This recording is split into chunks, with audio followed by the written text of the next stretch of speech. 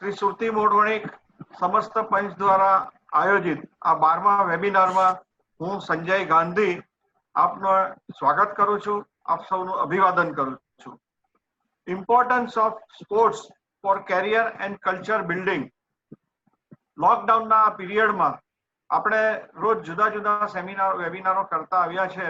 ધંધાકીય રીતે તમને ઉપયોગી થાય, તમને હેલ્થ કેર માટે ઉપયોગી થાય, તમને બીજી સામાજિક રીતે તમને માર્ગદર્શન મળે, તમને બેન્કિંગમાં શું તકલીફ આવવાની છે અને શું તકલીફ ગવર્નરની નવી નવી સ્કીમો આવે છે તેને વિશે માહિતગાર કર્યા. હવે એક નવો વિષય લઈને આપણે આવ્યા છે, થોડું વિષયાંતર કર્યું છે. રોજબરોજની લાઈફમાંથી અને આ લોકડાઉન દરમિયાન તમે જ્યારે સ્ટેગ્નન્ટ થઈ ગયા હોવ ત્યારે સ્પોર્ટ્સ એક્ટિવિટીથી તમે કઈ રીતે તમને મોટિવેશન મળે અને કઈ રીતે તમે તમારા સમયનો સદુપયોગ કરી શકો એવા આશયથી આપણે આજના વેબિનારનું આયોજન કર્યું છે. આજના આપણા બે મુખ્ય સ્પીકર છે અપૂર્વભાઈ દેસાઈ અને પૂજા ચૌરુસી. હું આ બંનેને અમારા સમસ્ત પંચ વતી આવકારું છું, આપનું અભિવાદન કરું છું. સાથે સાથે અમારા પ્રમુખ શ્રી હસમુખભાઈ લાલવાળાની દોરવણી હેઠળ, એમના માર્ગદર્શન હેઠળ અમે આજે આ કક્ષાએ આ મુકામે પહોંચી શક્યા છીએ, તો હું એમને પણ આવકારું છું. અને સાથે ઓબ્વિયસલી ઓફકોર્સ અમારા ટીમમેટ્સ ધર્મેશભાઈ, દીપકભાઈ, આશીષભાઈ, હિમાંશુ, તો એ દરેકનો આમાં ખૂબ સફળ પ્રયત્ન રહ્યા છે એને સફળ બનાવવાના. અને આજે એક અમે આપણા યંગ ટેલેન્ટ કરણ ગુજરાતી જે સ્પોર્ટ્સ સાથે સંકળાયેલા છે એને પણ અમે આજના વેબિનારમાં સામેલ કર્યા છે, તો હું એમને પણ આવકારું છું. અને આજના પ્રસંગોચિત હું અમારા પ્રમુખ હસમુખભાઈ લાલવાલા સાહેબને પ્રસંગોચિત ઉદ્બોધન માટે વિનંતી કરું છું. નમસ્કાર મિત્રો, સુરતી મોઢવણિક સમસ્ત પંચ દ્વારા આ 12મા વેબિનારનું આયોજન કરવામાં આવ્યું છે. 12મો વેબિનાર પહેલા 11મા વેબિનારમાં આપણે સૌ લોકો જાણો છો કે જુદા જુદા વિષયોને આવરી લીધા છે, પણ એક નવો વિષય આપણે આજે લઈએ છીએ. સ્પોર્ટને લગતો વિષય છે ત્યારે મારે આપણે કહેવું જોઈએ કે એક જીવનનો ભાગ છે. સ્પોર્ટ્સને આપણે કસરત તરીકે, જીમ તરીકે ગણીએ, કસરત તરીકે ગણીએ કે વોકિંગ જે કઈ રીતે ગણીએ, પણ એક જીવનનો એક ભાગ છે એવું હું માનું છું. અને દરેકના જીવનમાં સ્પોર્ટને જુદી જુદી રીતે આપણે લઈએ એ રીતે આજે 3 વક્તા આપણી પાસે આવ્યા છે. એમાં પૂર્વ દેસાઈ છે, પૂંજા 84 છે અને મોડરેટર તરીકે કરણ ગુજરાતી છે. મિત્રો, આ ત્રણેયને એના અનુભવનો લાભ આપણે આજે આ 12મા વેબિનારમાં આપણે સૌ શ્રોતાઓને આપીએ. ફરીથી જેમ સંજયભાઈ કીધું તેમ આપણે સૌને હું આજે પણ આજના કાર્યક્રમ સૌને હું આવકારું છું અને સ્વાગત કરું છું. હસ્તુ.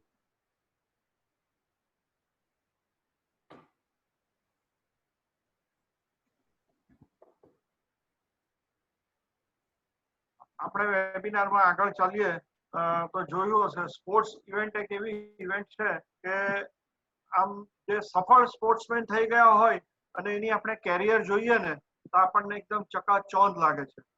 દાખલા તરીકે સચિન તેંડુલકર, તો એની પાસે જે આપણે ફેમ જોઈએ છે, એની ખ્યાતિ જોઈએ છે, એની લાઈફસ્ટાઈલ જોઈએ છે, તો આપણને એમ થાય કે આ ક્યાં કેટલી ઊંચી કક્ષાએ છે. પણ એ કક્ષાએ પહોંચવા માટે એને કેટલી મહેનત કરી હશે, કેટલા એના કુરબાનીઓ આપી હશે.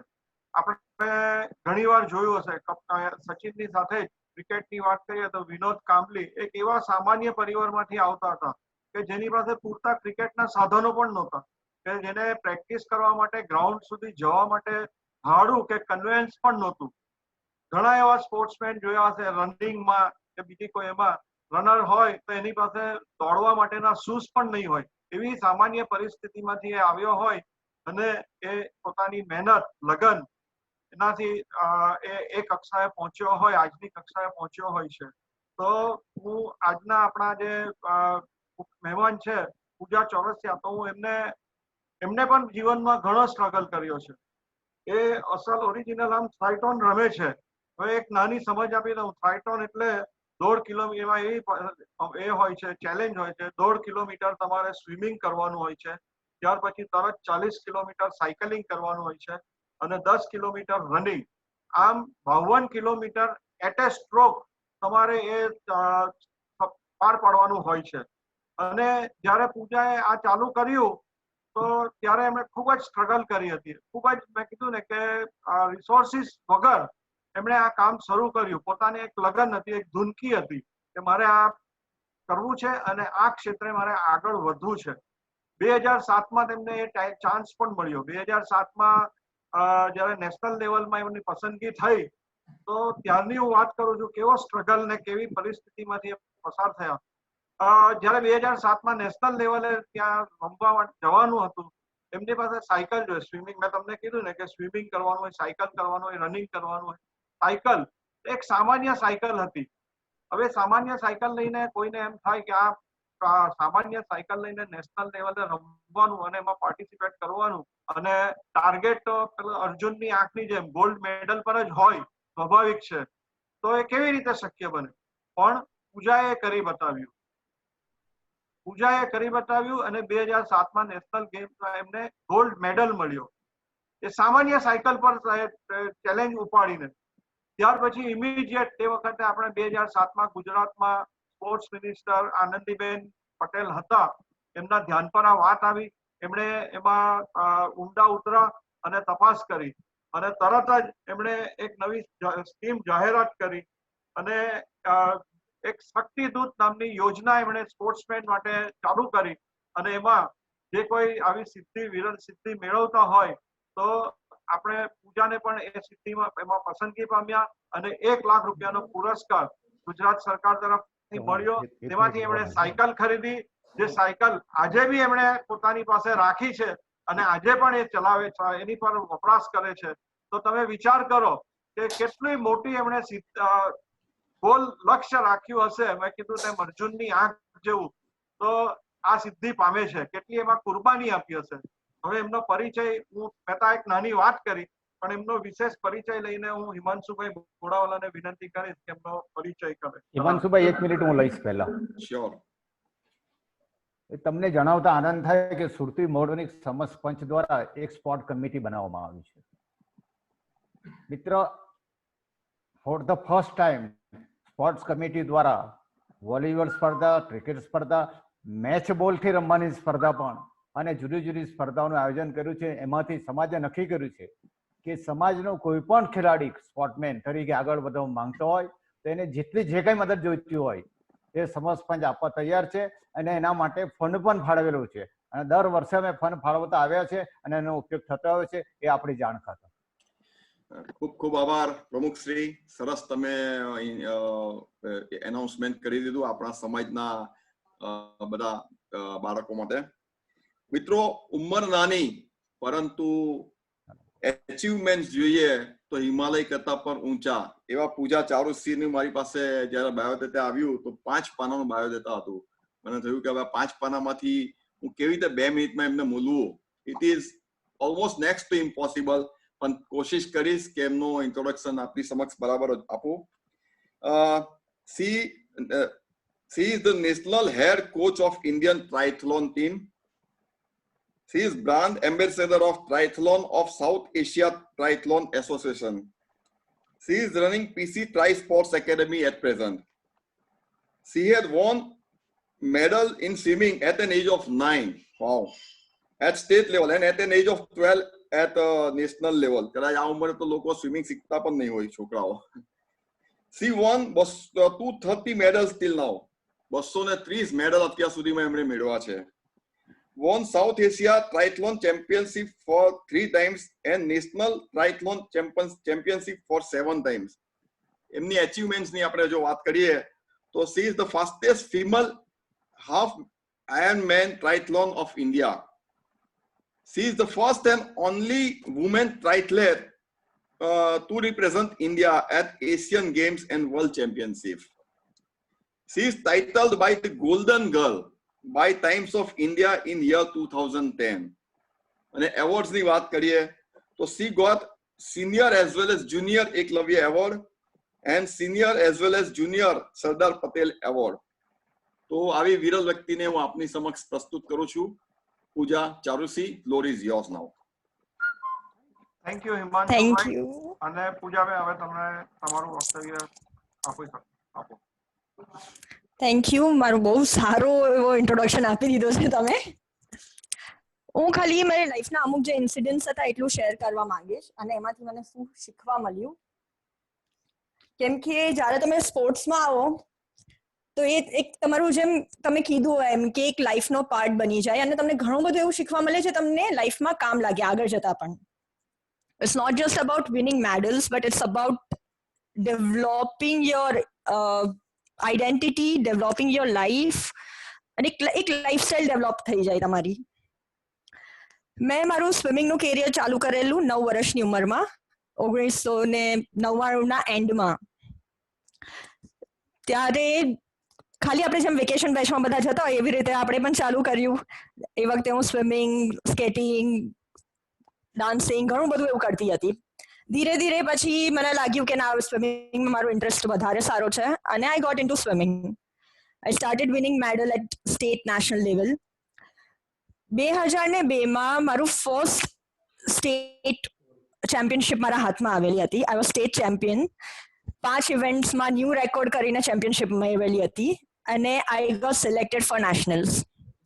નેશનલ જયપુરમાં હતી. જ્યારે જયપુર પહોંચી ત્યારે ખબર પડી કે ભાઈ એસોસિએશન્સની વચ્ચે કંઈક પ્રોબ્લેમ્સ ચાલી રહ્યા છે અને જસ્ટ બીકોઝ કે પાવર તમારા નેશનલ ફેડરેશન પાસે હોય એસોસિએશનના ઝઘડામાં I couldn't participate in the national. Jaipur જયા પછી એ લોકોએ મને એમ કીધું કે તમારી સાથે અમને પ્રોબ્લેમ નથી પણ એસોસિએશન સાથે પ્રોબ્લેમ છે તો અમે તમને પાર્ટ નહીં લેવા દઈએ. અને દેટ વોઝ ધ ટાઈમ કે જ્યારે મારા ટાઈમિંગ્સ એટલા હતા કે હું ગોલ્ડ મેડલ જીતી શકું. એ વખતે હું બેકસ્ટ્રોકની ઇવેન્ટ કરતી હતી. 200 મીટર બેકસ્ટ્રોકમાં ન્યૂ રેકોર્ડ સાથે ગોલ્ડ મેડલના ચાન્સીસ અને તમને રમવા નહીં મળે. So this is when politics comes into sports. બહુ ફેમસ છે. તમે કોઈ પણ સ્પોર્ટ્સની વાત કરી લો, શરૂઆત તમારી આવી રીતે જ થતી હોય છે જ્યાં સુધી કે તમે પોતાને એટલું સ્ટ્રોંગ નહીં કરી શકો કે તમે લોકોની સામે ઊભા રહો. એ વખતે ફર્સ્ટ ટાઈમ મારે એવું કંઈ ફેસ કરવું પડ્યું કે ત્યારે મને લાગ્યું કે મારે આ કરવું છે કે નહીં. I was just 12. કઈ સમજ નહીં પડે 12 વર્ષની ઉંમરમાં તમને શું ચાલે છે, શું કરવું જોઈએ. પણ એ વખતે મારા પપ્પાએ મને એક વસ્તુ કીધેલી, જો તમે સાચે તને કંઈક કરવું છે તો તું ખાલી એની ઉપર ફોકસ કર. આ ચાન્સ નથી મળ્યો વાંધો નહીં, આગળ ને આગળ તું એની ઉપર જો ફોકસ કરી રાખીશ ને તો આપણે આવતા વર્ષે એટલી મહેનત સાથે પાછા આવીશું કે એ લોકો પાસે કોઈ ઓપ્શન ના બચે તને સિલેક્શન આપવા સિવાયનો. પૂજા એક મિનિટ જો હિન્દી પણ ફાવતું હોય ને તો જરા હિન્દી, કારણ કે ઓડિયન્સમાંથી થોડી રિક્વેસ્ટ આવી કે હિન્દી ઇંગ્લિશ, પણ આપણે ઇંગ્લિશ નથી કરવું, હિન્દી ને ગુજરાતી જો ફાવતું હોય તો. ત્રણેય ફાવશે, મને ત્રણેય લેંગ્વેજ ફાવશે. જે કમ્ફર્ટેબલ હોય તે ફ્લુએન્ટલી જે થતું હોય તે પ્રમાણે. હા વાંધો નથી, ત્રણેય ફાવશે. So 2002 when I went for my national championship, वहां जाके मेरे को पता चला कि भाई पॉलिटिक्स जो चल रहा था एसोसिएशंस के बीच में, तो मैं नेशनल्स में पार्ट नहीं ले पाई. और वो वक्त था जबकि मुझे पता था कि मेरा गोल्ड मेडल है. उतना मैं परफॉर्मेंस स्टेट में ही दे चुकी थी जो लास्ट ईयर की गोल्ड मेडल का टाइम था और मैं बहुत कॉन्फिडेंस थी. तब पहली बार पता चला कि भाई पॉलिटिक्स होता क्या है. उस वक्त थोड़ी सी निराश हुई मैं कि 12 साल की उम्र में आपको एक तो कुछ समझ में नहीं आता है कि भाई क्या हो रहा है, क्यों हो रहा है.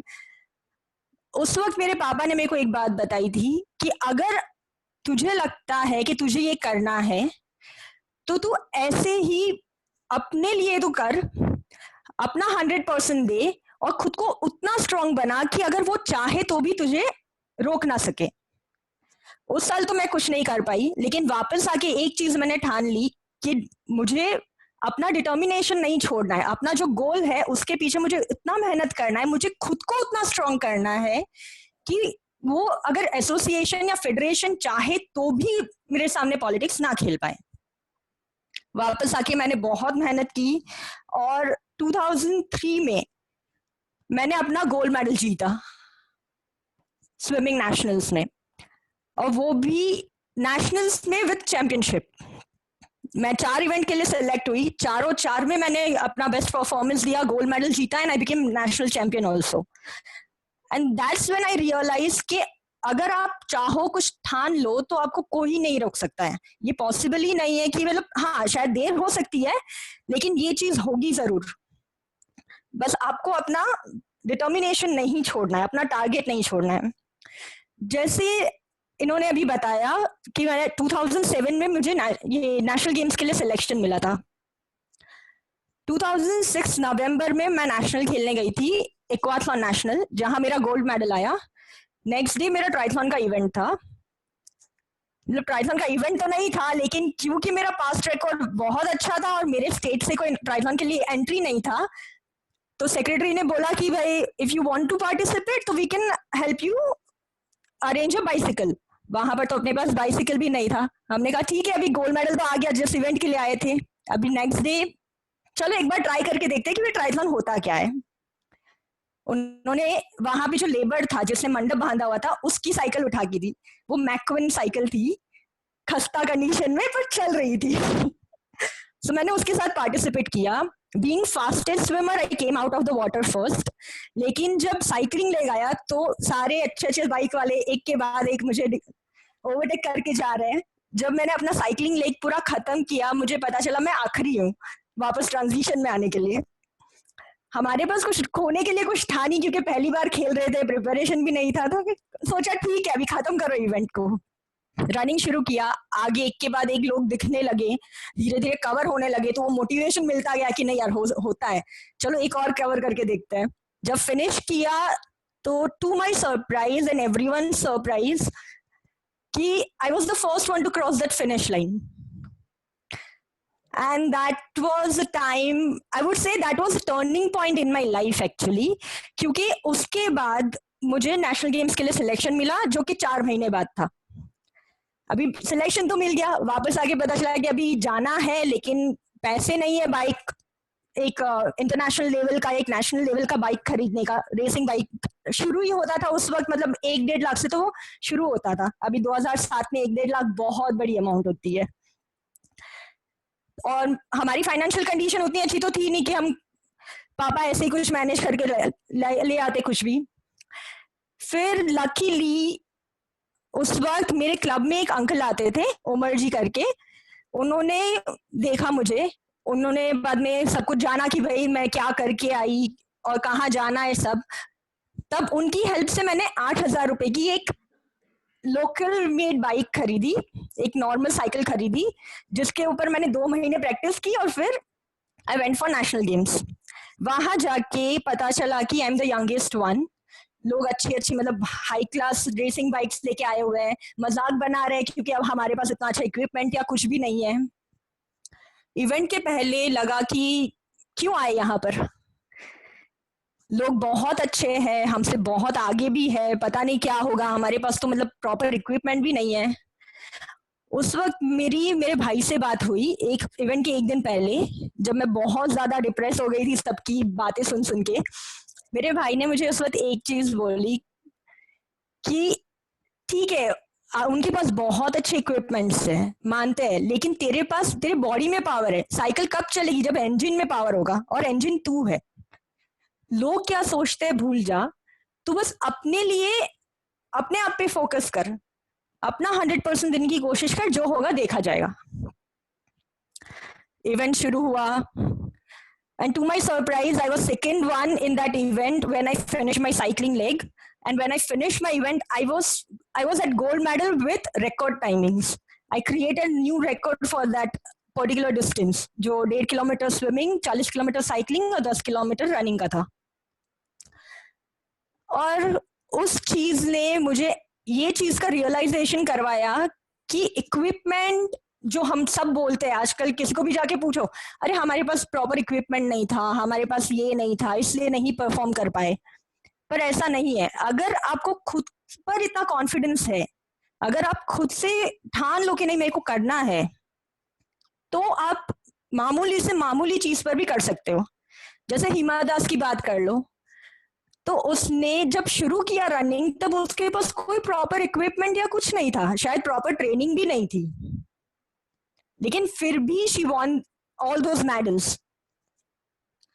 मैं हमेशा अपने सारे एथलीट्स को बोलती हूँ, जब वो लोग आके कहते हैं मेरे पास गैजेट नहीं है, ये नहीं है, वो नहीं है, so I always tell them focus on yourself, focus on developing yourself rather than looking for an easier way out. Then in 2008 I got selected for my first international race, international championship, Asian Cup. China India के बीच में कुछ issue चल रहा था, I didn't get my visa, I couldn't go there, और थोड़ा heart breaking भी था। At that time again I had to focus on my self, I have to keep my self calm, क्योंकि ये सारे टाइम ऐसे होते ना कि जब आप टूट जाते हो कि यार हम इतनी मेहनत कर रहे हैं लेकिन एक्सटर्नल फैक्टर्स की वजह से आप आगे नहीं जा पा रहे हो। तो उस वक्त एक चीज मेरे दिमाग में थी कि मुझे खुद को टूटने नहीं देना है, हो सके उतना खुद को संभाल के रखना है, काम रखना है और अपना फोकस डाइवर्ट नहीं होने देना है। और वो जो चीज मैंने फॉलो की, उसके चलते 2009 में मैंने अपना फर्स्ट एशियन कप मेडल जीता, that was bronze medal, and that was a history. 15 साल की हिस्ट्री में पहले इंडियन ने ट्राइथलॉन की गेम में एक इंटरनेशनल मेडल जीता हुआ था। वापस आके मुझे ये पता चला, मोदी जी ने हम फोन किया, उस वक्त वो हमारे सीएम थे, उन्होंने कॉल किया जैसे ही मैं दिल्ली में लैंड हुई, और वो जो आपको एक एनकरेजमेंट, एक मोटिवेशन जो उस वक्त जो मुझे किक मिला, उसने मुझे और ज्यादा मेहनत करने के लिए स्ट्रॉन्ग बना दिया कि नहीं अब तो कुछ भी हो जाए, और ज्यादा मेहनत करनी है और आगे बढ़ना है। फिर कभी कभी आपको अपनी लाइफ में अप्रिसिएशन की भी जरूरत पड़ती है, एनकरेजमेंट चाहिए। अगर लोग आपको एक बार भी बोल दे ना बेटा तूने बहुत अच्छा किया, तो आपको लगता है नहीं और ज्यादा मेहनत करनी है और कुछ अच्छा करके दिखाना है। तो ये चीज भी बहुत ज्यादा इंपॉर्टेंट होती है। 2011 में मैं नेशनल गेम्स के लिए ये मेहनत कर रही थी, I was almost there. Event के 2 दिन पहले ट्रेनिंग के दौरान I met with an accident, I couldn't get up after that accident. Checkup करवाने से पता चला I have hairline fracture in my foot. अभी फ्रैक्चर के साथ डॉक्टर ने तो बोल दिया कि भाई इवेंट खेलने नहीं जा सकते हो, और इस गेम के लिए मैंने पूरा 1.5 साल निकाला था इस गेम को टारगेट बना के। तो उस वक्त फिर ये था कि नहीं, चाहे डॉक्टर कुछ भी बोले मुझे तो जाके खेलना है। तो डॉक्टर के अगेंस्ट जाके I participated in that national and I and up winning silver medal. I would not से कि ये चीज करनी चाहिए, क्योंकि ये जो मैंने किया उसमें हाँ मुझे मेडल जरूर मिल गया। अगर मैं पार्ट नहीं लेती तो शायद मुझे मेडल भी नहीं मिलता, या मेरा उस साल आगे में कोई कंपटीशन में सिलेक्ट भी नहीं हो पाती। लेकिन इस चीज की वजह से मुझे दूसरा इम्पैक्ट ये पड़ा कि I couldn't do anything for next 6 month. वो जो हेयरलाइन फ्रैक्चर था वो एक्चुअल फ्रैक्चर में कन्वर्ट हो गया and I was on bed rest for 6 month. So कभी कभी आप जोश में आके ऐसे डिसीजंस भी ले लेते हो जो आपके लिए सही नहीं होते हैं, लेकिन ये सारी चीजें आपको तब पता चलती है जब आप उससे होके गुजरते हो। अब एक बार मैं वहां से होके गुजरी तो next time definitely I am going to be more careful. और दूसरा मेरे साथ एक और चैलेंज ये भी था कि throughout my triathlon career, जब से शुरू किया तब से I was not having any coach. कोई कोच ही नहीं था कि जो आपको गाइड कर सके, जो आपको बता सके कि क्या करना है, कैसे करना चाहिए। पहले कोशिश की कि भाई 3 अलग अलग कोच के पास चले जाओ, स्विमिंग के लिए अलग, साइकिलिंग के लिए अलग, रनिंग के लिए अलग। अब हर कोच को 100% चाहिए। So I started getting a lot of injuries, क्योंकि मैं हर किसी को तो 100% दे नहीं पा रही थी और रिकवरी का टाइम भी नहीं था, साथ में पढ़ाई भी तो करनी थी। तो ये मुझे बहुत बड़ा चैलेंज लगा मेरे पूरे लाइफ में। अगर मुझे उस वक्त कोई गाइड करने वाला होता कि भाई इतना रिकवरी की जरूरत होती है, यहाँ आपको इतना इंटेंसिटी चाहिए होता है, तो शायद मैं जो भी सीखी वो तोड़ फोड़ करके नहीं सीखती, बिना इंजरी के भी मैं इससे आगे जा सकती थी। लेकिन ये चीज मुझे हमेशा से वो खटकती थी कि भाई if I would have coach in my beginning years तो मैं कुछ अच्छा कर सकती थी। और मैं उस वक्त से ये सोचती थी कि अगर कभी रिटायरमेंट लिया then I will end up being a coach. जो मुझे नहीं मिला वो मैं अपनी सोसाइटी को वापस रिटर्न करना चाहती हूँ। मुझे मेरा पहला कोच या एक प्रॉपर प्रोफेशनल गाइडेंस बोलो, वो मुझे मिला आफ्टर 2012, जब मैंने सब इंजरी कर लिया, आधी लाइफ मेरी खराब कर दी। उसके बाद मुझे पता चला कि भाई मुझे एक्चुअल में करना क्या था। So I would definitely not want other people to go through the same path and face all those challenges which I had done. And then after, I won many medals after that injury. I got back, क्योंकि वो Olympic में जाने का ख्वाब था. So I got back, I stand back on my foot. बहुत मेहनत की, बहुत मेडल्स भी जीते. Then the next turning point came in my life was in 2016. I was preparing for my Asian Championship, and I met with an accident because उस वक्त क्या था कि आपको अगर साइकिलिंग करना है तो you only have option to go on highway, वो भी अर्ली मॉर्निंग, क्योंकि हमारे वहाँ मतलब साइकिलिस्ट को तो रिस्पेक्ट होती ही नहीं है, कोई भी आके चढ़ जाए ऊपर. So that's how like I also used to go on the highway for my cycling training, and I met with an accident. गाड़ी वाले ने ठोक दिया, and I had a very bad injury in my knee, after which I could not get up for almost 9 months. मैं कुछ नहीं कर पाई. I have been through many doctors, and the final thing that I came to know is I cannot be part of this elite circuit anymore. मैं वो intensity, वो उतना load में मेरा पैर अब बेयर नहीं कर सकता है. So doctors told me this, they gave me 2 options. Either I keep participating and end up on wheelchair, or I just step back. So that was the time, that was very difficult time for me, because I had that vision of going into Olympic, और फिर एकदम आपको एक speed breaker मिल गया. It took me a couple of months to settle myself down, to come out of that phase. और उसके बाद मैंने डिसाइड किया कि हाँ ठीक है, मैं एज अ एथलीट ट्रायथलॉन में कुछ नहीं कर सकती, but this is the time I can think about doing something which to return something to the society. I took up couple of courses for coaching. मैंने इंटरनेशनल ट्रायथलॉन यूनियन, जो हमारा world governing body है, वहां से अपना level 1 का coaching course complete किया. Coaching में क्या क्या चीजें होती है, क्योंकि being an athlete and being an coach is like completely different thing. आप जब एथलीट होते हो आपको सिर्फ अपने बारे में सोचना है, पर आप जब कोच होते हो तो आपके ऊपर किसी और की रिस्पॉन्सिबिलिटी है, आपकी रिस्पॉन्सिबिलिटीज और ज्यादा बढ़ जाती है. फिर मैंने 2016 में अपना एकेडमी शुरू किया, जब अपना कोर्स और सब खत्म करके आई उसके बाद. And in 2017 I went for my level 2 coaching course. जब मेरा लेवल 2 कोचिंग कोर्स खत्म हुआ, they appointed me as a national head coach, and today I feel so proud कि जितने भी बच्चों को मैंने पिछले 2-3 साल में ट्रेन किया है, many of them has turned up as a national champion, as an international medalist, and I feel so proud of that. कि जो स्ट्रगल मैंने अपने करियर में जो भी फेस किया, उसमें से मैंने जो भी सीखा वो किसी और को मैं डिलीवर कर पाई, जिसकी वजह से वो अपने बिगिनिंग ईयर्स में ही इतना अच्छा परफॉर्म करने लगे.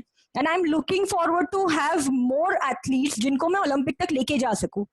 जो ड्रीम मैं खुद पूरा नहीं कर पाई, अगर मैं किसी और एथलीट का वो ड्रीम पूरा कर सकती हूँ, तो that would be really really big thing for me. आज when I am coach of like PC Trisports Academy and I'm dealing with national athletes, so I have learned one thing, कि जब आप एक कोचिंग की जगह पे आते हो, then you in a way you become kind of everything for your athlete. तो आप कुछ भी डिसीजन लेते हो, you have to be more careful, you have to be strong enough, you have to plan it accordingly. और आपको सिर्फ अपने लिए प्लान नहीं करना, you have to deliver it to your athletes also, कि उनकी लाइफ में क्या चीज क्या जरूरी है. अभी कोविड-19 के सिचुएशन में many people go through many mental breakdowns and all. So what we as the coach used to do is like I take many online sessions, I keep talking with them, what is going on in their life, what are their targets, we plan according to their targets. और इतना ही नहीं, उनको being an athlete you have to build your brand. अगर मैं आज कोई मुझे बुलाता है, क्यों मुझे बुलाएगा? नेशनल मेडल तो बहुत लोग जीतते हैं, हमको काफी गेम्स ऐसे होंगे कि उनके नेशनल मेडल के नाम भी नहीं पता होंगे कि भाई कौन नेशनल चैंपियन है. लेकिन आज अगर मुझे लोग बुला रहे हैं तो I would say that is because my parents did this in the initial years. उन्होंने मीडिया के साथ, मतलब मेरे आर्टिकल्स न्यूज़पेपर में आए, मीडिया के साथ वो कांटेक्ट में रहे, मैं वीडियोस में आई, तो लोगों को पता चला कि भाई पूजा इज या वो कर क्या रही है, एक आध 2 मेडल जीत लिए या स्कॉलरशिप मिल गया, उससे पूजा को कोई नहीं जानने वाला था. तो देन आई रियलाइज कि brand building is very important when you are an athlete.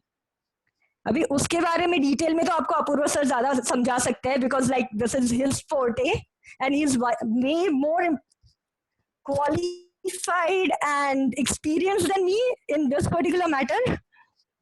और उन्होंने भी काफी मुझे, अब जब मेरे इनिशियल ईयर्स थे जब मुझे कुछ समझ में नहीं आता था, so he has guided me in a very good way कि how I can be connected to the media, how I can build up my brand.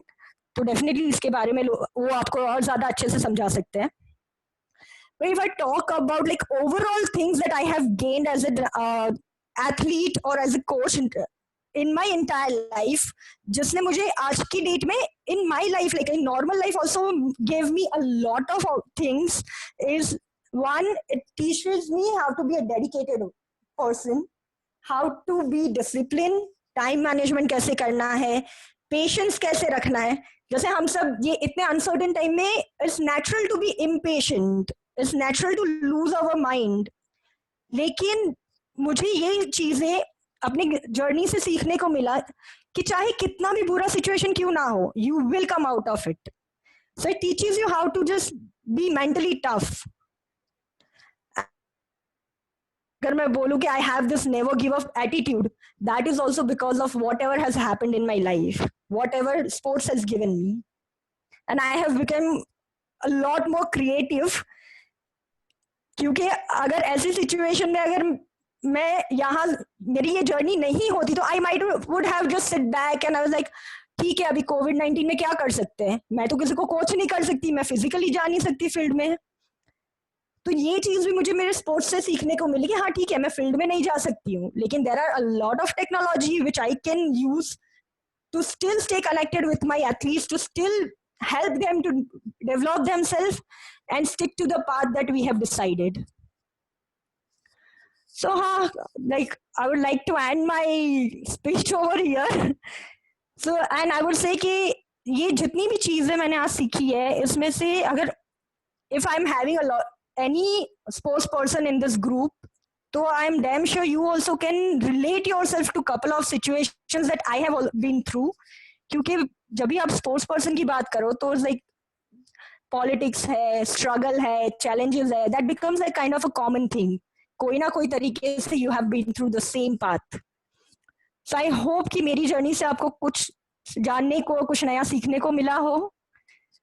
And one more thing I would like to add is कि ये मेरी जो भी पूरा life रहा उसकी वजह से last year International Olympic Committee has selected me in top 5 female high performance triathlon coaches from the world, and currently I'm working with International Olympic Committee for the development of triathlon sports for female.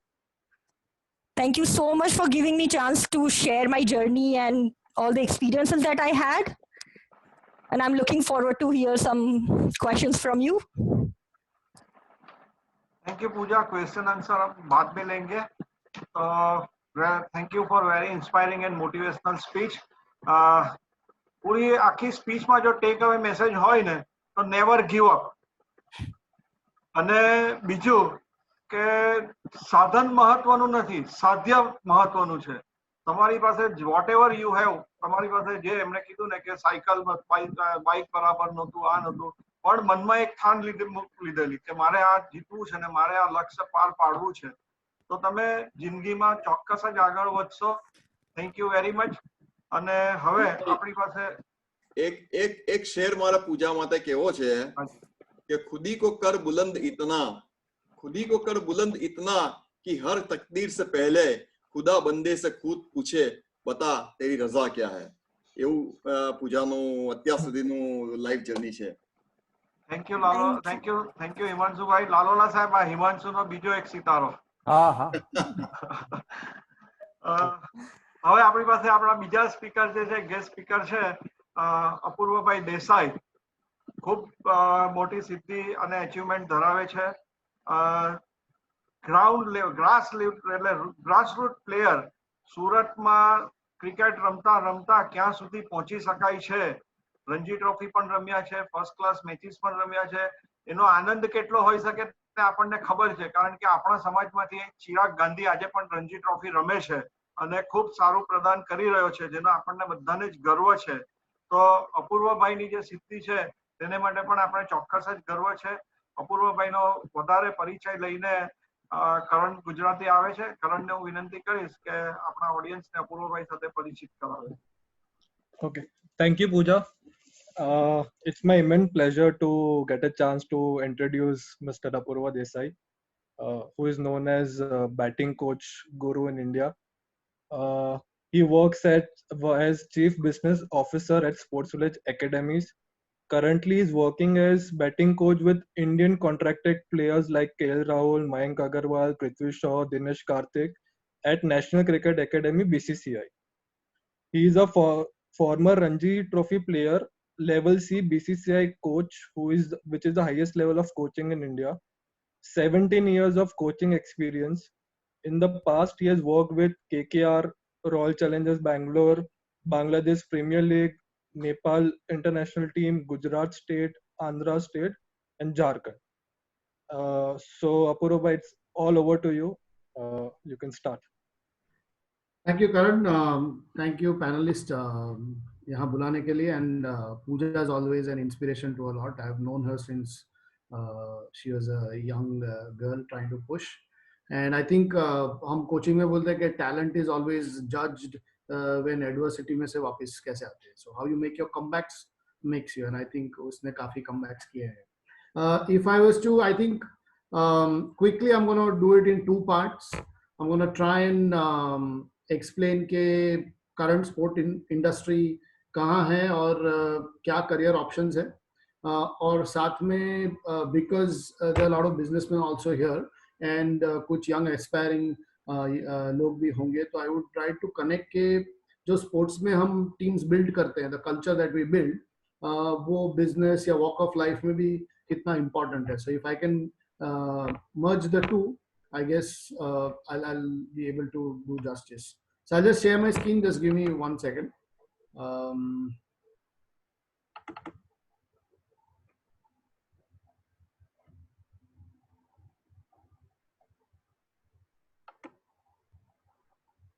Is it visible? Yes. Okay, I'll quickly go through that. So current industry, before I touch the sportsman, you need to understand कि industry कहाँ से आई है. And आपने सब सुना कि पूजा जैसे athletes ने कितना struggle किया है. तो अभी भी इंडिया में I think sports it's just a starting industry. हमें IPL और वो सब देख के लगता है कि it's huge, but you need to understand that एक IPL ने पूरा spectrum change कर दिया है. Because suddenly visibility बढ़ गई है and कितनी leagues start हो गई है. So if we just look at the base of it कि क्या हो रहा है sports industry में. So what is happening is that obviously the government is running some programs, institutions है, federations है जो चला रहे हैं, और private sector बहुत involve हो गया अभी. Corporates है, Reliance है, Jindal है, वो सब पूरा sport अभी hold कर रहे हैं, इसीलिए मैं उनको owners बोलूँगा. Internationally and locally, a lot of venture capitalists, private equity, corporate companies की CSR, government fundings, ये सब से ये setup survive हो रहा है या grow हो रहा है ऐसे बोलेंगे.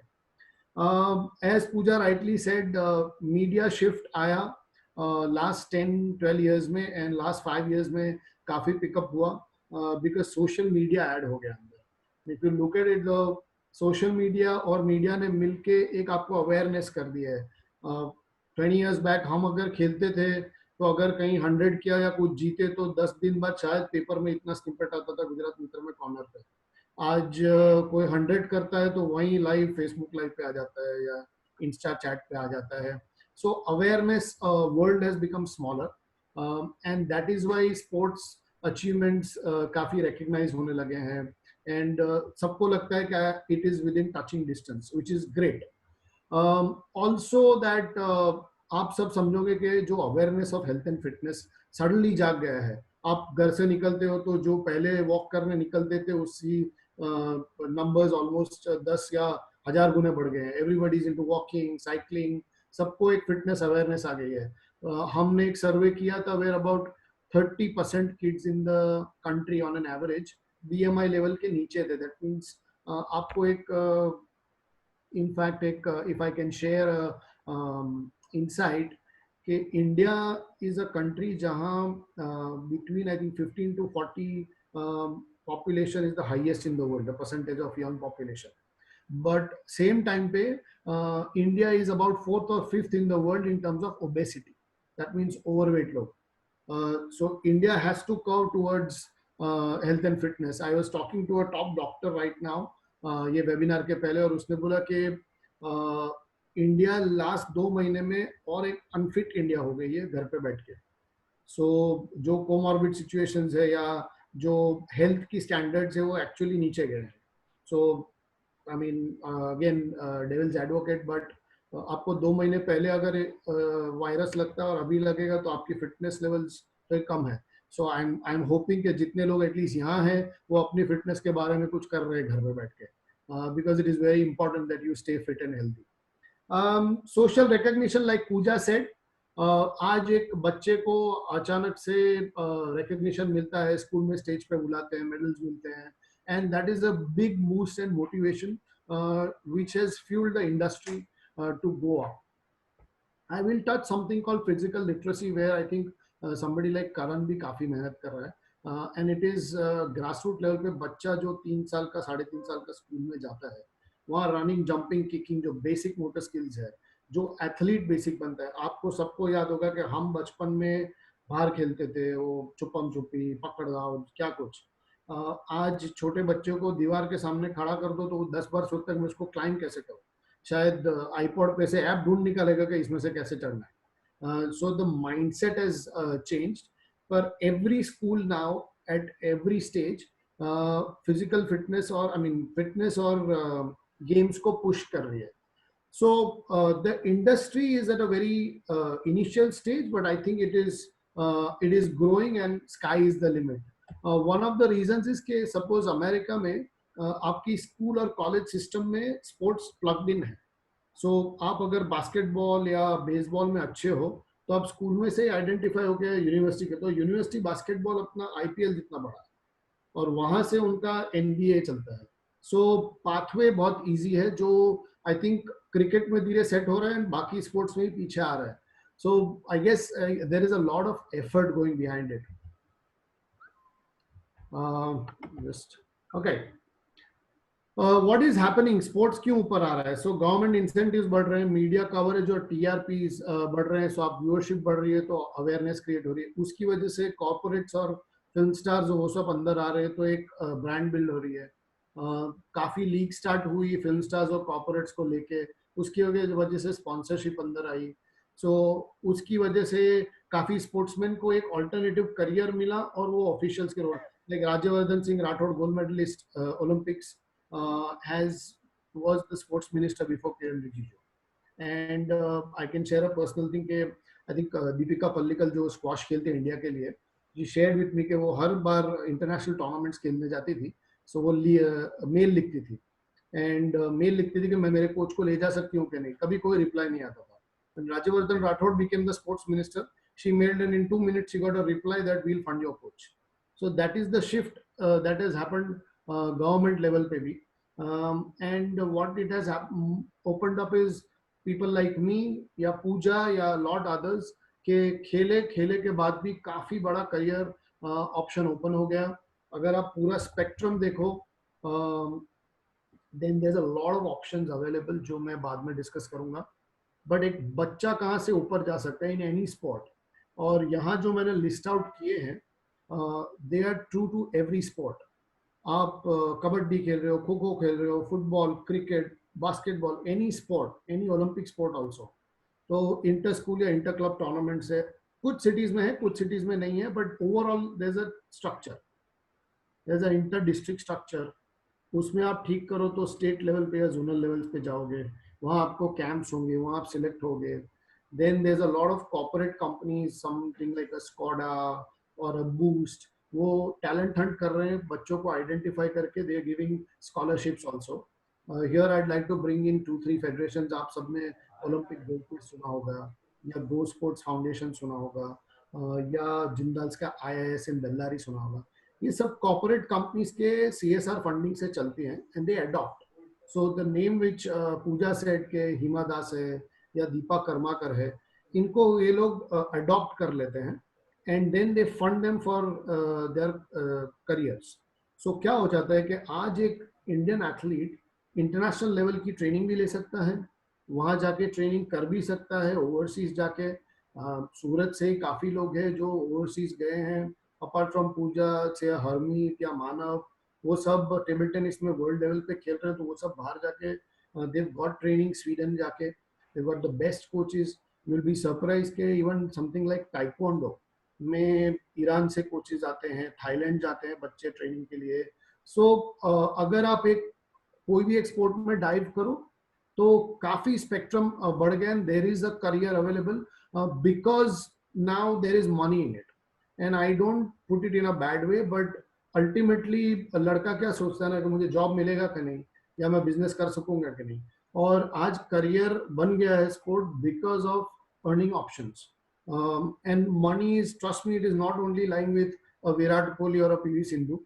नीचे तक आ रहा है पैसा. आज एक आई लीग खेलता फुटबॉलर का शायद 10 से 12 लाख का कॉन्ट्रैक्ट होगा, which is good enough, and there's a lot of hard work that goes. I think the biggest change that has happened is that the coaching systems have started. आज बच्चा अगर सीखना चाहे, as Pooja also put it, तो coach available है, physio available है, trainer available है, performance analyst available है. there is possibility of आप जाके exposure tournaments Khelo, there is possibility कि आप ओवरसीज जाओ, there is possibility कि आप मेंटर्स को मिलो, there is a possibility कि आप काफी टूर्नामेंट्स में जाओ जहां से आपका कैरेक्टर बिल्ड होता है, and you become tactically smart also. So if you ask me, it has a career pathway if you are aspiring to become a sportsman. और मैं खुश हूँ कि हसमुख जी ने और पैनल ने भी बोला कि आपका समाज is trying to push sports and support it. Chirag has been my student for 10 years and I'm proud of Chirag's achievements also. And I wish के काफी cricketers और काफी other sports के बच्चे they follow that path. So what all can, suppose मैं cricketer नहीं बनता हूँ या मैं playing career नहीं करता, तो you can understand कि पूजा has shifted from player to coach. पर पूजा कोई फिजियो की हेल्प लगती है, ट्रेनर की हेल्प लगती है, परफॉर्मेंस एनालिस्ट की हेल्प लगती है, टीम मैनेजर्स. आपको अंदाजा होना चाहिए कि suppose an IPL team 23 player का स्क्वाड होता है, बट शायद 40 जन का उनका स्टाफ होता है फ्रेंचाइजी का. CEO, CFO, CMO, you have media managers, you have PR managers, you have tour managers, you have logistic managers, you have referee, scorer. So पूरा एक इट्स लाइक अ बुके जो सेट हुआ है, और हर एक के लिए वो ऑप्शंस है. एंड ये जो राइट साइड पे वो आपको सब विजिबल है, कमेंटेटर्स है, स्पोर्ट्स जर्नलिज्म है. So if you look at sports right now, even if मैं अगर स्कूल में पढ़ रहा हूँ, मैं ग्रेजुएशन करता हूँ, मैं मैनेजमेंट करता हूँ, तो these are the options available.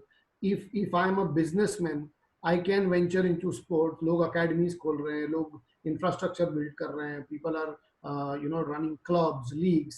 उसका revenue model is slightly tough, but at least it's a career or it's a field where आज काफी आगे बढ़ रहे हैं as a country. I think सूरत में we need to be happy that शायद Surat municipal corporation and private sector को अगर इकट्ठा करो, तो जितनी सूरत में फैसिलिटीज है स्पोर्ट्स के लिए, there are I think about 6 or 7 sports complexes SMC के. There are about 5 swimming pools, correct me if I'm wrong. There are stadiums, I think private 15 से 17 ग्राउंड है, gyms है, आप जहाँ जाओ क्लब्स है. तो अगर आपको स्पोर्ट परस्यू करना है तो आई थिंक वेन्यूज की इशू नहीं है. और हम हमेशा स्पोर्ट को कैटेगराइज करते हैं kids, coaches and venues. And venues आज हो गए हैं. I know post-COVID venue is a big question कि venue में जाएगा कौन, but I think time will happen. All the sports greatest minds अभी in the world are putting के post-COVID 6 फुट के distance में खेलेंगे कैसे.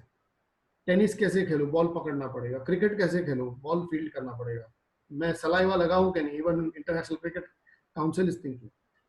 But like everything, you will end up learning, and there's a lot of strong minds working towards it. These are all I've listed out: Olympics, Commonwealth Games, Asian Games, SARC, World Cups, Asia Cups, tour events. ये right side पे सब मैंने leagues लिखी हुई है, IPL, ISL. The world is huge. It's become a galaxy. अगर आप कोई भी लेवल पे अंदर एंटर होना चाहो, but the road is tough. You have to put in a lot of effort, and you have to go in. Trust me, if I come from my experiences, it's taken me a 17-year journey to reach here. Correct ke Surat mein, when I started coaching, there was no money. Somebody told me coaching मतलब आप सुबह आते हो तो आपकी सेहत अच्छी रहती है, तो उसमें पैसा क्या है? और वहाँ से करके मैं आज I'm been lucky to coach around the world with the top players in the world, and it's been an experience, and yeah, it's about experience. आप grow होते हो. So I think मेरा आज ध्येय था कि आपके साथ ये शेयर करूँ कि this is the world.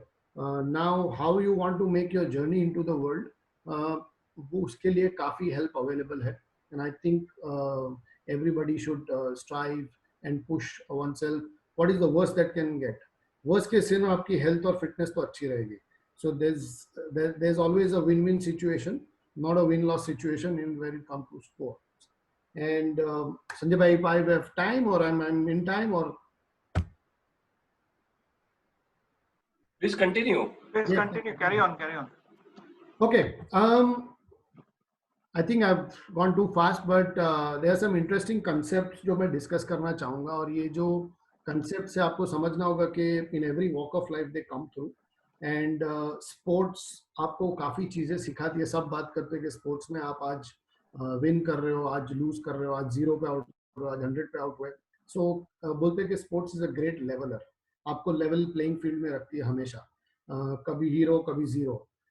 But एक चीज बहुत इंपॉर्टेंट है स्पोर्ट्स में, इज बिल्डिंग कल्चर, एंड वो आप अगर अपनी लाइफ में लेके आओ, आप स्टूडेंट हो, जॉब कर रहे हो, बिजनेस कर रहे हो, या कुछ भी, any walk of life, these are the things which will help you bring success.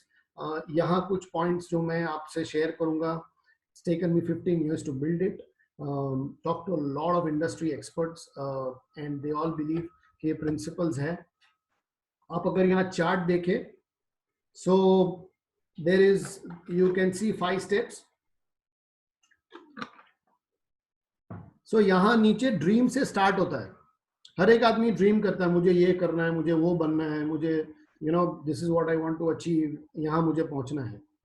उसके लिए वो पहला कदम बढ़ाता है, जो लीप लेता है, वो द लीप ऑफ फेथ, या वो पुश करता है, एंड स्टार्ट्स एंटरिंग कि अब मुझे ये करना है, and I will start. Even अगर आप एजुकेशन में हो तो, कि भाई मुझे अच्छे मार्क्स लाने हैं या मुझे पढ़ाई करनी है. And then comes the fight phase, जो बीच में है. फाइट फेज में क्या होता है कि आपकी फिलॉसफी, आपका कमिटमेंट, आपका कल्चर, आप कितना एफर्ट देते हो, आपके वर्क एथिक्स, सब टेस्ट होता है, और आपके मेथड्स टेस्ट होते हैं. सो होता क्या है कि आप, अगेन मैं बोलूंगा कि विराट कोहली से लेके कोई जो डिस्ट्रिक्ट लेवल पे खेल रहा है, या कोई जॉब में या एजुकेशन में आप समझो, तो 95% of the people are in the fight phase. क्योंकि आप सक्सेसफुल भी हो लेकिन फाइट फेज पे हो. ये ट्राई किया, नहीं चला, आज बिजनेस सक्सेसफुल हुआ, नहीं हुआ, एक डील हुआ, एक डील नहीं हुआ, तो आप फाइट फेज में ऊपर जाते हो. But you need to understand that fight phase में से 95% पीपल फॉल. वो जो बाकी के 2 स्टेप्स है, वो क्लाइम करना सिर्फ 5% करते हैं. वो इसलिए करते हैं क्योंकि they believe in their philosophy, they believe in the processes, और दे अपना आत्मविश्वास रख के, एंड वो स्ट्रैटेजाइज. तो दे से कि सक्सेसफुल पीपल अलग अलग चीज नहीं करते हैं, सक्सेसफुल पीपल चीज अलग अलग तरीके से करते हैं.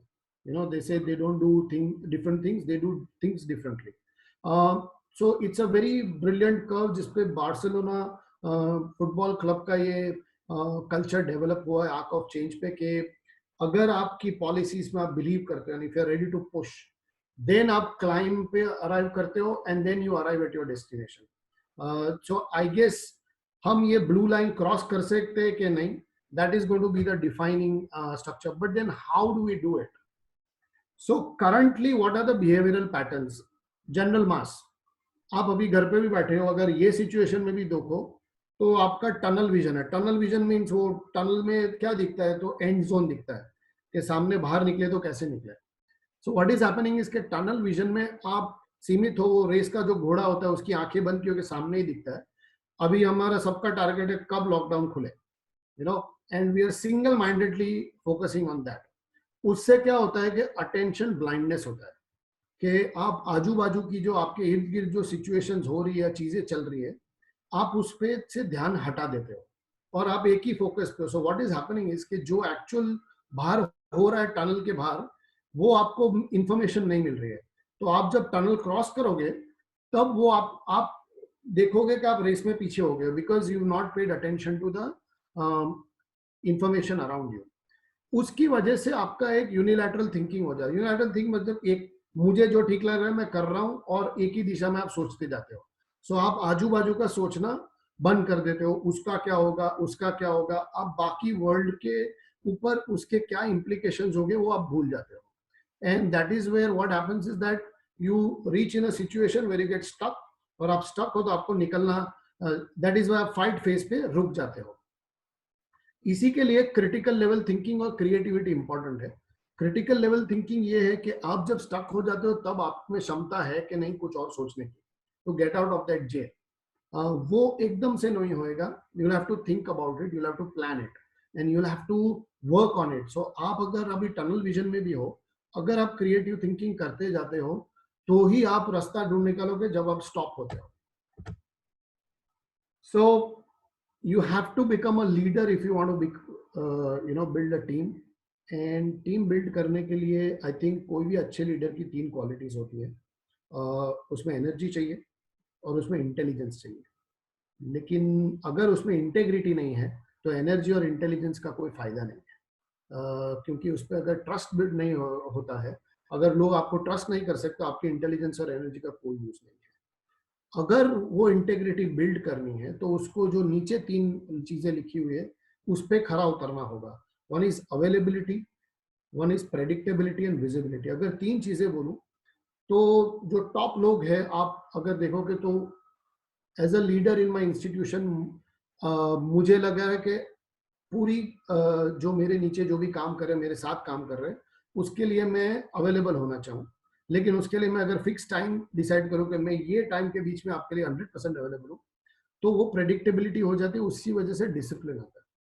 एंड विजिबिलिटी इज बिकॉज सबको दिखना चाहिए. वो रिलायंस इंडस्ट्रीज के सपोज सिक्योरिटी गार्ड को भी पता होना चाहिए कि मेरा बॉस कौन है. सो अगर आप 3 चीज पे ध्यान दो तो it is easier to lead people into something. And this has come from industry experts. Right, अब चेंज कैसे करेंगे टनल विजन को? सो हम पोस्टमार्टम तो हमको पता है, आदमी गुजर जाता है, उसका पुलिस पोस्टमार्टम करती है. लाल वाला सर तो जानते होंगे, पोस्टमार्टम रिपोर्ट आता है किस वजह से ये हुआ. प्री मॉर्टम प्लानिंग ये है कि मैं अगर कल मैच खेलने वाला हूँ या कल सिचुएशन फेस करने वाला हूँ तो मैं लिस्ट आउट कर देता हूँ कि यार ये पॉसिबिलिटीज हो सकती है. मैं उसका प्लान नहीं बनाऊंगा लेकिन मैं उसको लिस्ट आउट करता हूँ कि कल मैच है तो ये हो सकता है, कल मेरा जॉब इंटरव्यू है तो ये हो सकता है, या कल एग्जाम है तो ये हो सकता है, या मेरी बिजनेस मीटिंग है तो हो सकता है. उससे क्या फायदा होता है कि जब वो सिचुएशन मेरे सामने आती है तो मैं रिस्पॉन्ड करता हूं, मैं रिएक्ट नहीं करता हूं. रिस्पॉन्ड और रिएक्ट में बहुत फर्क है. रिएक्शन इज कि मुझे पता नहीं, एकदम से सामने आ गया और मैंने रिएक्ट कर दिया, तो I might and up making a bad decision.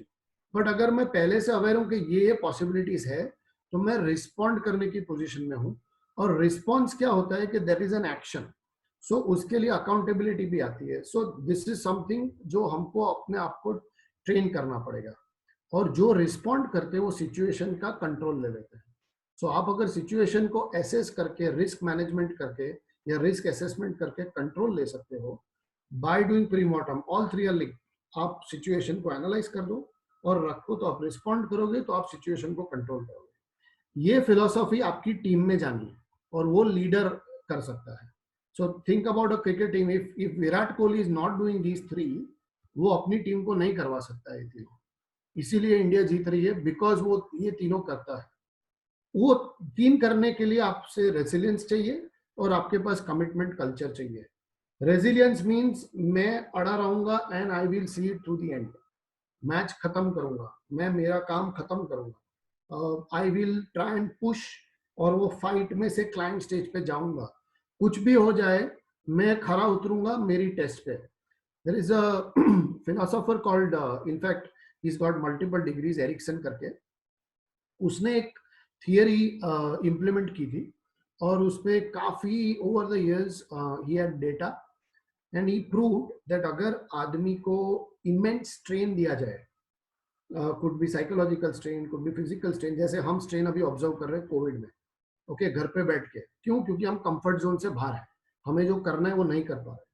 अगर किसी आदमी को इमेंस स्ट्रेन मिले तो उसका डीएनए शिफ्ट होता है and what happens is that he develops physiological and psychological reactions and adaptations, जिससे कि वो थोड़ा खरा उतर के आता है, he develops a new skill and there is data to support it.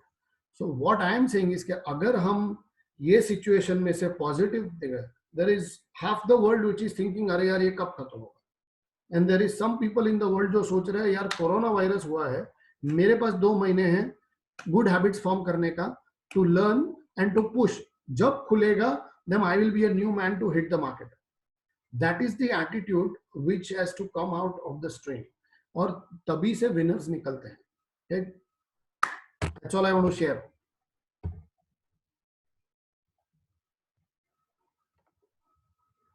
Take questions. Thank you Sanjay भाई, थैंक यू અપૂર્વભાઈ। સ્પોર્ટ્સ એટલે આપણે ખાલી ગ્રાઉન્ડ પર જે રમાતી હતી સ્પોર્ટ્સ તેના વિશે જ અત્યાર સુધી બધાને નોલેજ હતું। આ એક સિક્કાની બીજી બાજુ પણ આપણે ઉજાગર કરી અને ખૂબ પ્રિપેરેશન સાથે તમે આ તૈયાર પ્રેઝન્ટેશન કર્યું। ખૂબ ખૂબ આભાર। લોકોને બી એક નવી વસ્તુ જાણવા મળી અને હવે આપણે ક્વેશ્ચન આન્સરના રાઉન્ડ માટે હું કરણ ગુજરાતીને વિનંતી કરીશ કે ક્વેશ્ચન આન્સર જે આપણે આવ્યા છે તેને will COVID-19 impact our sports career? Yeah, you want to have a crack?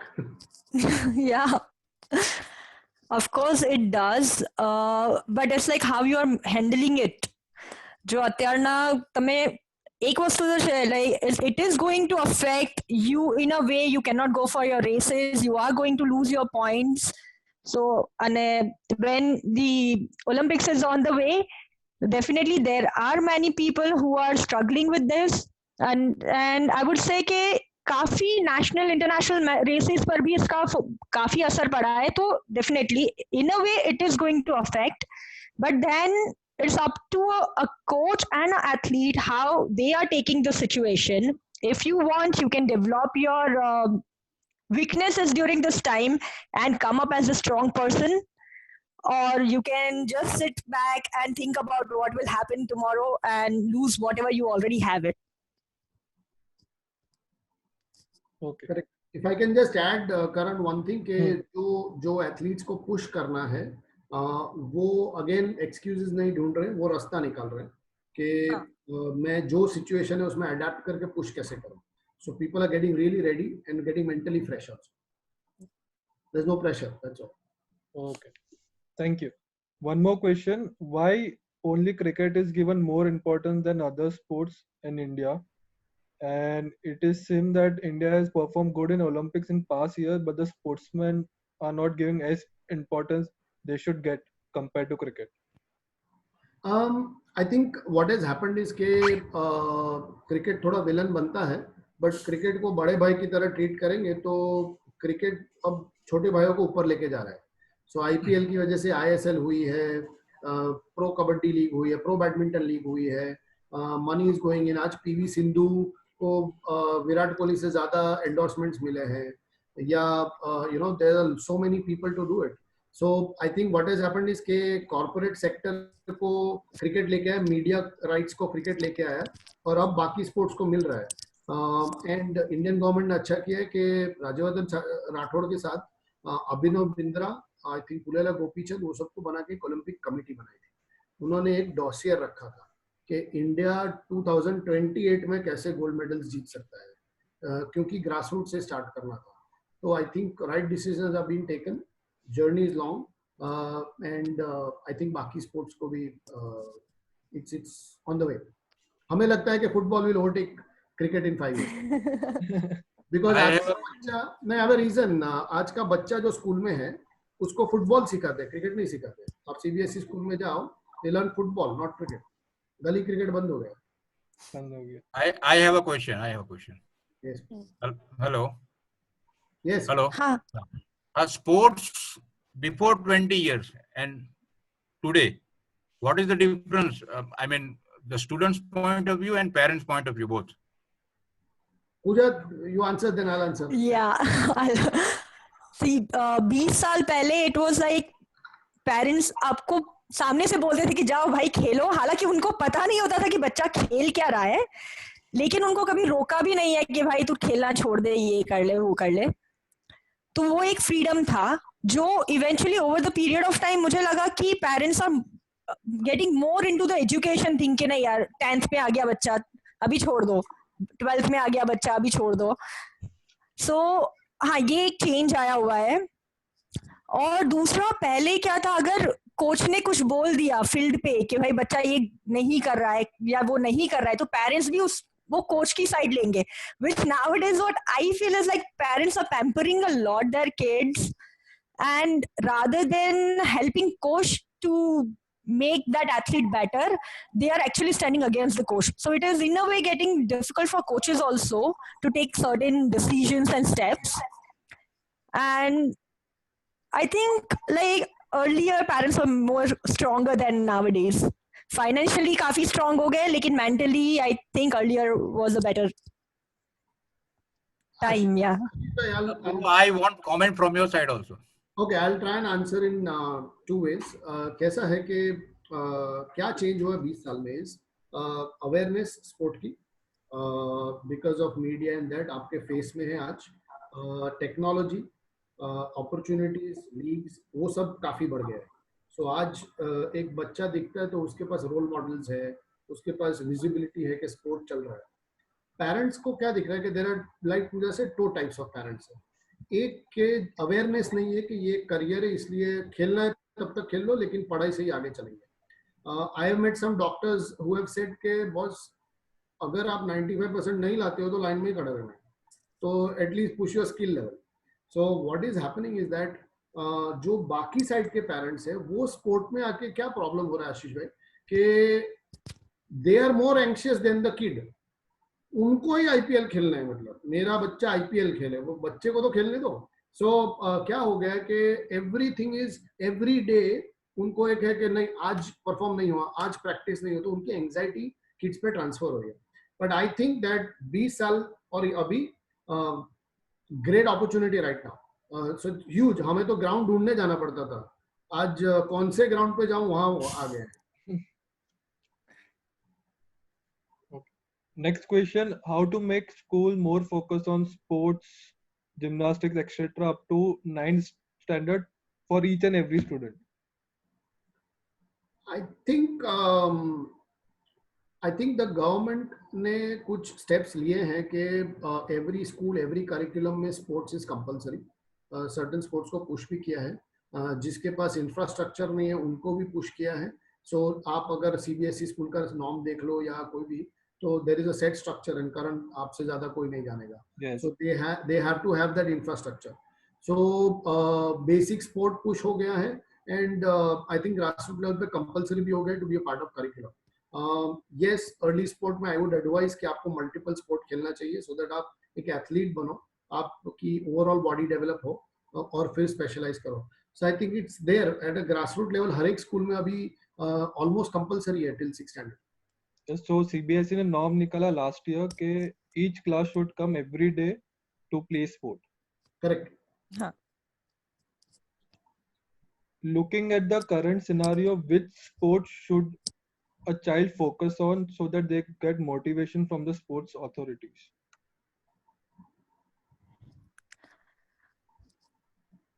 Any sport, I guess. It's like whatever like they like, whichever sports they like, or they feel they are good at. I think बच्चा है तो you should play multiple sport. आप जिस sport को बाद में specialize करेंगे तो multiple sport will help you. आज आप कोई भी top athlete देखो, they're generally good in all sports. हाँ. Because वो बचपन में athlete थे.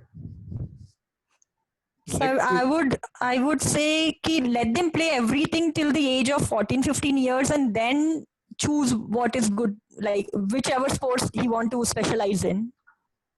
Correct. Till grade 5th, everyone should play every sport, and then grade 6th onwards they can specialize. हम सब खेलते थे. हाँ. I have done almost 10 sports. Then how do I develop my students' wicket keeping skills at home? Students wicket keeping skills at home. Yes. Tennis ball हो, ball catches लीजिए, chair के पीछे उसको खड़ा कीजिए और चेयर के नीचे से बॉल डालिए so that he is blinded. Wicket keeper का मेन प्रॉब्लम होता है कि उसको बैट्समैन बीच में आता है तो बॉल का क्लियर विजन नहीं रहता है. एकदम से बॉल आता है उसको रिएक्ट करना, उसको लाइन पहले से पिक करनी पड़ती है. So you can ask him to stand behind a plastic chair और बॉल नीचे से डालिए, या वॉल कैचेस, वॉल के सामने खड़ा रह के कैचेस लिए तो रिएक्शन पे वर्क होगा. Take one handed catches, there is a lot of stuff. Catch दीजिए, बीच में रुमाल रखिए तो आएगा तो अगेन बॉल डिफ्लेक्ट होएगा कहीं से भी. तो आप डिफ्लेक्शंस पे काम कर सकते हो. You can do a lot of stuff, you know, anything works घर पे.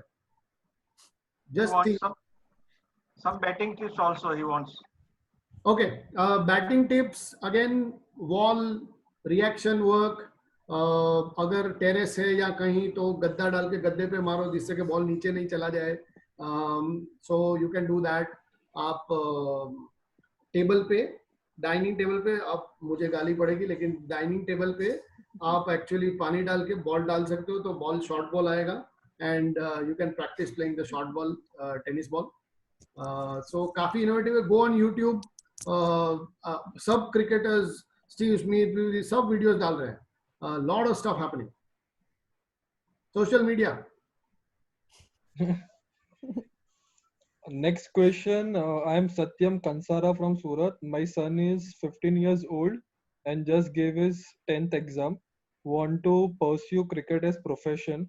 How can I start from zero? We are planning to shift to Navsari for education and cricket coaching. आपको कोई भी नवसारी जा रहे हो, नवसारी में नवसारी डिस्ट्रिक्ट की एकेडमी है, स्कूल में भी क्रिकेट होगा. There are couple of private academies also. जाइए, एनरोल कीजिए. माय गेस वुड बी उसको 1-2 महीना जाने दीजिए, डिसीजन मत लीजिए, पुश करने दीजिए. 50-60 दिन जाएगा, मेहनत करेगा, तब पता चलेगा कि उसका कमिटमेंट लेवल है कि नहीं. सबको बैठ के फर्स्ट द ड्रीम स्टेज, हमेशा ड्रीम और लीप हो जाता है, वो फाइट स्टेज होता है. तो उसको पुश कीजिए 2-3 महीना.